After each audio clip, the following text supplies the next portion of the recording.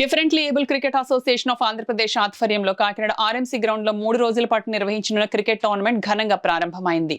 అందులో భాగంగా inter district north zone inclusive cricket cup పోటీల్లో తూర్పుగోదావరి, శ్రీకాకుళం, విశాఖపట్నం, విజయనగరం జట్లు పాల్గొన్నారు. ఈ పోటీలకు సత్యనారాయణరాజు, గండా కైలాష్ రెడ్డి, మధుసూదన్ నాయక్, వీర్రాజులు నిర్వాహకులుగా వ్యవహరిస్తున్నారు.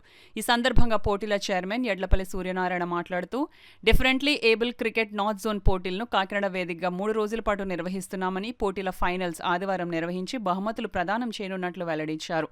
పోటీలను చూసేందుకు పెద్ద సంఖ్యలో ప్రజలు హాజరై మ్యాచ్ ఆడుతున్న క్రీడాకారులను చప్పట్లు కొట్టి ప్రోత్సహించారు. రేపు నిన్న ప్రారంభించాము ఈ టోర్నమెంట్ని. ఇది మొత్తంగా ఒక్కొక్క టీంకి 3 మ్యాచ్ల తరఫున జరుగుతాయి. టాప్ 2 టీమ్స్ రేపు ఫైనల్ మ్యాచ్లో తలపడతాయి. అదేవిధంగా రేపు ముగింపు కార్యక్రమం కూడా ఉంటుంది.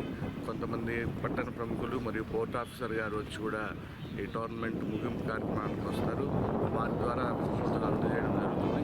అదేవిధంగా స్థానిక ఎమ్మెల్యే గారు పంతం నానాజీ గారిని కూడా మేము ఇన్వైట్ చేశాము. వారు టైం కుదిరితే రావచ్చి వారు కూడా బహుమతులు ప్రదాన కార్యక్రమానికి హాజరు కావచ్చు. మేము కూడా హాజరు కావాలని కోరుకుంటాం. ఆయన కూడా మాకు చాలా సహాయ సహకారాలు అందించారు ఈ టోర్నమెంట్ నిర్వహించడానికి. మేము ఆయనకి ఎప్పుడూ కృతజ్ఞతగానే ఉంటాము. అదేవిధంగా ఇంక నుంచి కూడా ప్రామిస్ చేశారు ఆయన పంతం నానాజీ గారు, మీకు ఫ్యూచర్లో ఎక్కడైనా సరే టోర్నమెంట్ జరిగినా కూడా మా సహాయ సహకారాలు ఉంటాయని తెలియజేశారు. ఆయనకు ప్రత్యేకంగా నేను ధన్యవాదాలు తెలుపుతున్నాను.